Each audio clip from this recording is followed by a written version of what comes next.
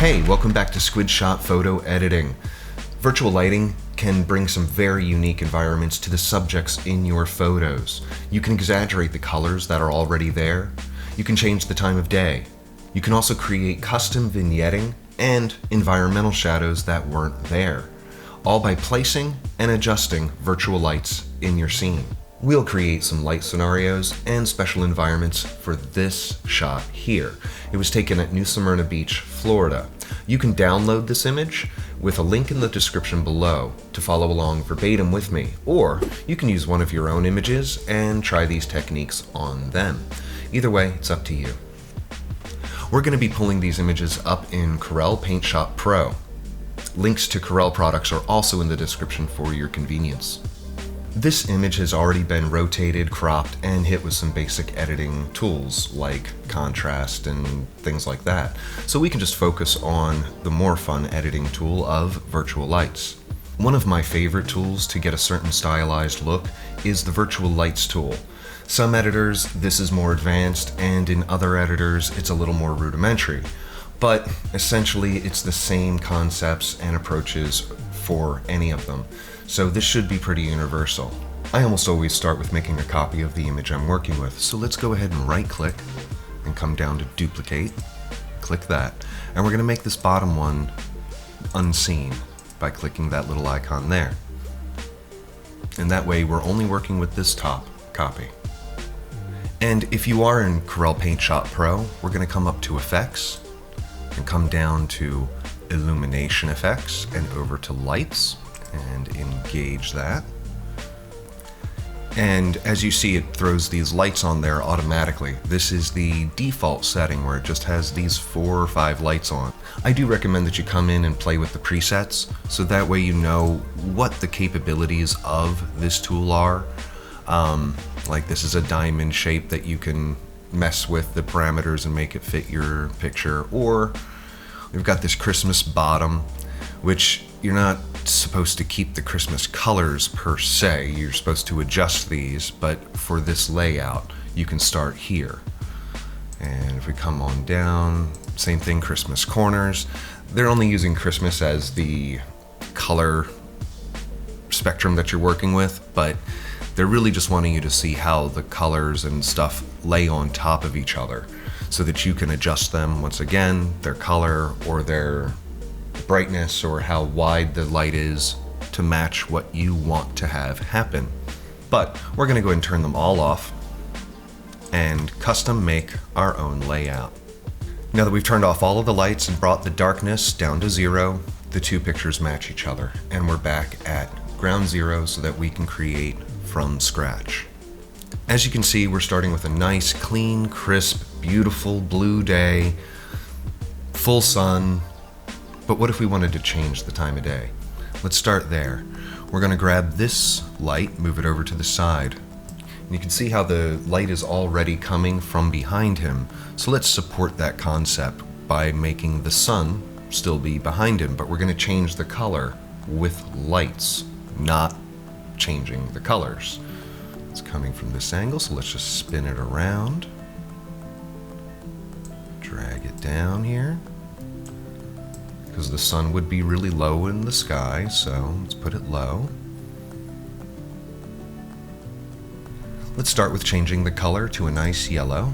Let's find something in the hue that we're looking for. That's nice, so does that. Use that guy, nice beautiful yellow there. We're gonna bring the darkness up to like 44 or something. There we go, that's nice. Later on in the evening. As we add more lights, the brightness will come up. So starting out with something too bright isn't a good idea. Keeping it a bit dark while you're putting the lights in there really helps, so that we don't have to keep pulling back so hard on the brightness. Okay, ooh, an intensity of like 12 or 13 in the low teens. The asymmetry is more of how far the light's going into the space, which will obviously change the shape of it as well. Keeping that either a half or full is usually my two settings. It's either full or half. And we can pull the scale up here as well to like 45 because it's the sun. We should make the sun a bit bigger. I gotta turn it on. And as you can see, when we turn it on, now we've got this beautiful yellow light coming in from the left, and it's also affecting the blues that are in the sky, which is kind of what happens. But what else would happen during sunset? Typically, if there's clouds out in the distance, or anything in the air, any kind of atmosphere going on, it will reflect purples and oranges and things like that. So why don't we have that happening? Since the sun's coming from the left, let's have some purpley, reddish reflections coming from the clouds back onto the bird's face. And we'll put the second light in the opposite direction, facing the opposite direction than the sun would be facing, because it would be reflecting straight back. And we could just use a nice, deep, dark red. Let's turn our light on.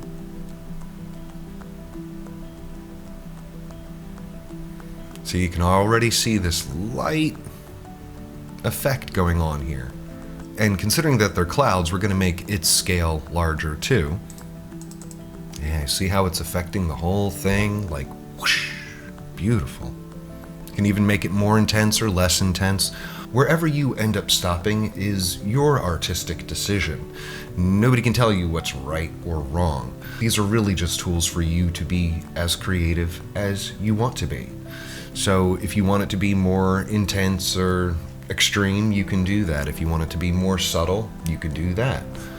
But I think this is a nice effect going on here. We've got that nice sun hitting behind and the reflection of the clouds out in the distance.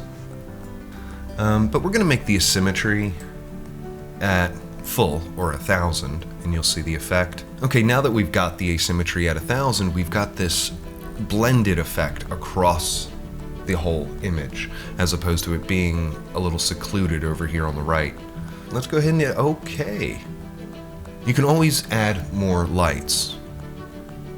So we can make another copy of our original picture, and we're going to bring it to the top, and we'll make it visible, and make the one underneath of it that we just made invisible.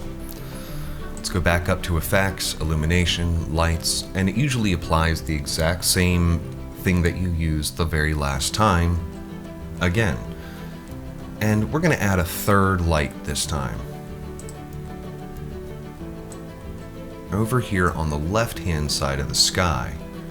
And instead of a red, we're going to put an orange, because behind us is yellow, then it'll go orange, then it'll be red out in the distance.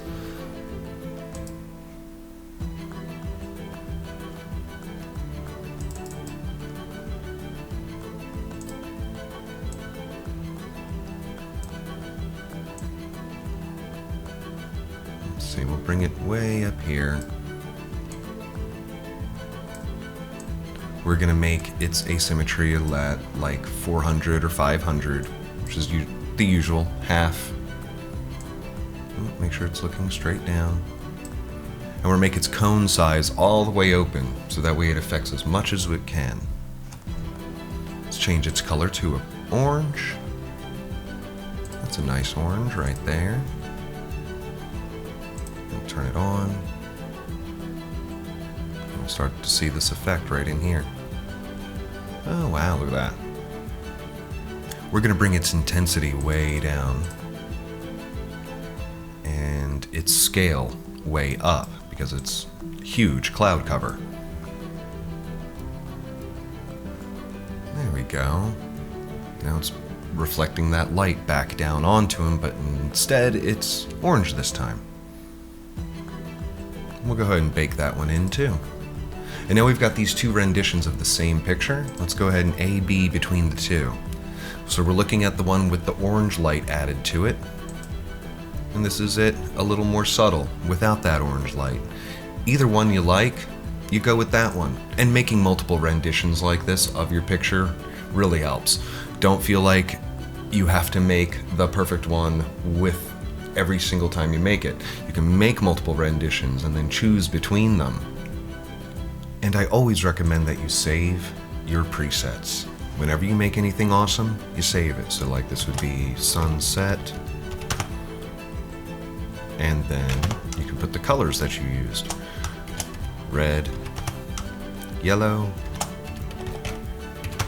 and orange. So now, under the presets, we can open them up, and it'll say sunset, red, yellow, orange. And we can always apply this to any other picture that we want to apply it to, anytime in the future. A simple change in the lighting, and it's as if we've changed the position of the planet to meet our needs. But what if we don't want sunset? What if we're looking to put our rock star in some punk club in Red Hook? We can do that just by placing lights and changing their colors. Let's do it real quick. Okie dokie, let's come back to the original image and start again. We're gonna come down to illumination effects, lights, and it's going to apply the last one we had used. So don't get freaked out. Okay, let's take this third one we had used for the orange, and we're going to turn it off altogether. We're going to come to, wait for it to affect. There we go. Let's go to this light that was behind our bird last time, and we're going to change it from this yellow that was the sun to a nice dark red. Wait for it to take an effect. And we get this crazy purple, right? It's okay, don't worry. Punk rock clubs are typically dark as crap, even though they have all those bright lights in there. We're gonna change the darkness way up here to like 81 or something.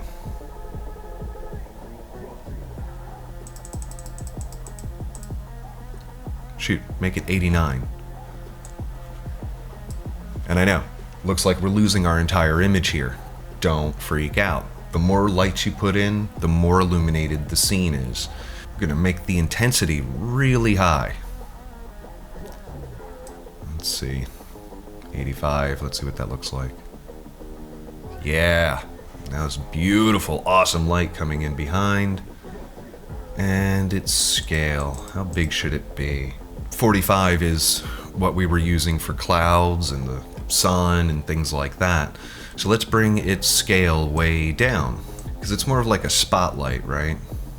I know it looks like we're losing our light again. Don't freak out. And let's just change the position slightly to be more as if it's a light that's coming from the stage floor as opposed to a light that's on the horizon.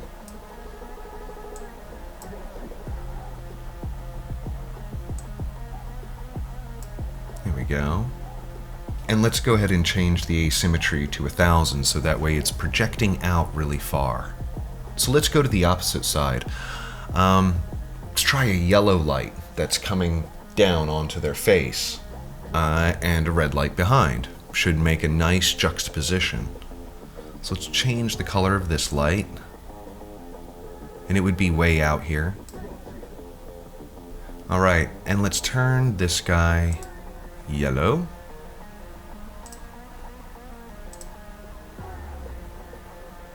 Wait for it to populate. Okay. Alright, it's not going to reach as far, so let's change its asymmetry to about 400 as opposed to 1000. There we go, now we've got the separation of the red and the yellow. And we're going to change its intensity to about 77. There we go. And we've got to bring its scale down, I think, so that it's a smaller spotlight. Like 10 or so. Let's look at that.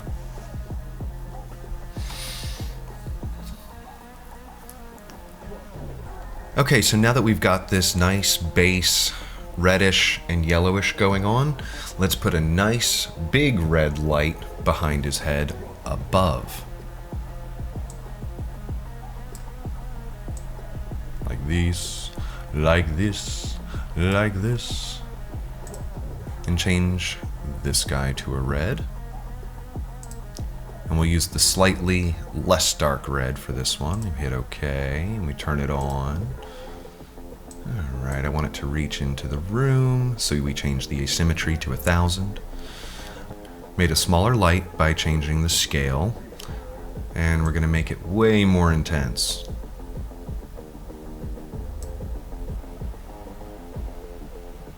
There we go. Maybe even more intense.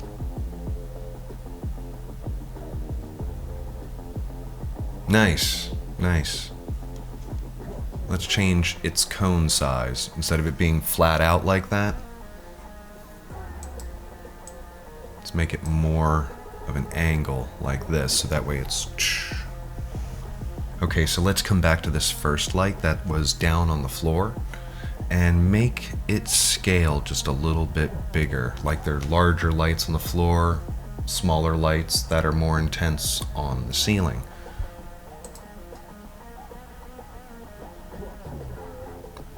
There we go. Really lighting him up from behind. This is nice. Maybe a little bigger even.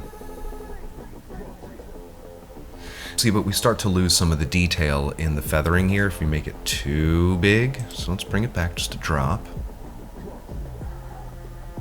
There we go. We start to get that detail back. Let's bring this yellow light a little closer. See what it does to this corner. Yeah, there we go. So now we've got this bam. And that's the great thing about these tools, is you get to really play with it and make it your own style, as opposed to there being a right or wrong way to do it. It really comes back to you. What do you like? What do you think's pretty? What's your goal? And my goal was to put this bird in a club. So let's go ahead and apply this. Go ahead and bake it on.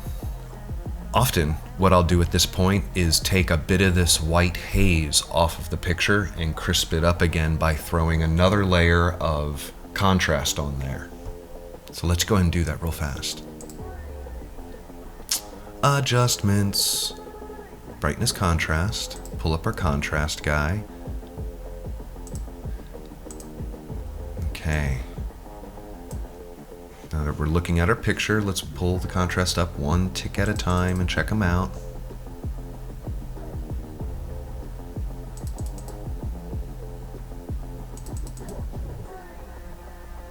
Really pulling that detail back in there. And we can bring the brightness up. 1, 2 clicks. And we'll A/B to see what it looked like before and now. That's really, really, really pleasant. I love it. Using the presets that you've created and saved for yourself on other photos can really surprise you. Sometimes it's exactly what you were looking for. But you can custom create your own lighting scenarios to enhance that image exactly how you want from here on out. I hope this was helpful in you getting better edits and bringing out the awesomeness that the picture had locked away inside of it. Leave it in the comments below. In the interim, remember to unniche yourself and do more. Give it a shot, a squid shot.